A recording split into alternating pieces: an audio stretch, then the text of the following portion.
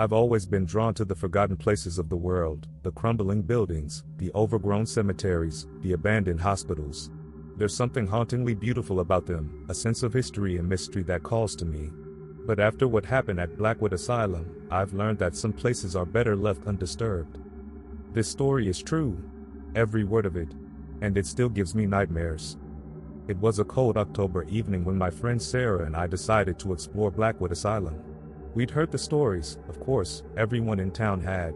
The asylum had been shut down in the 1970s after a series of unexplained patient deaths and allegations of horrific experiments.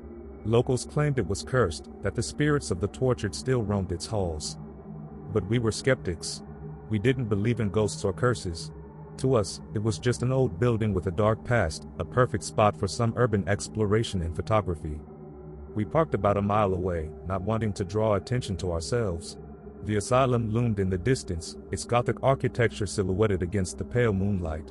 The air was unnaturally still, and the only sound was the crunch of dead leaves under our feet as we approached. The front gates were chained shut, but we found a gap in the fence and slipped through. The building itself was even more imposing up close. Its windows were shattered, and ivy crawled up the walls like veins.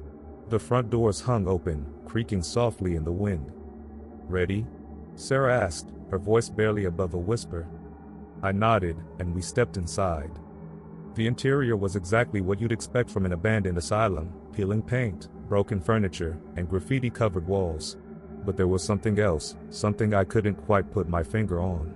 The air felt heavy, oppressive, like the building itself was alive and watching us. We started on the ground floor, taking photos and exploring the old patient rooms.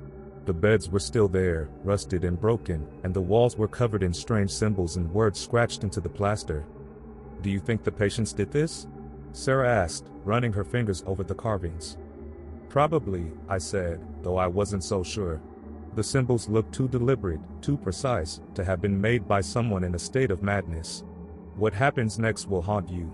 Watch the full story now on Frightful Murmurs.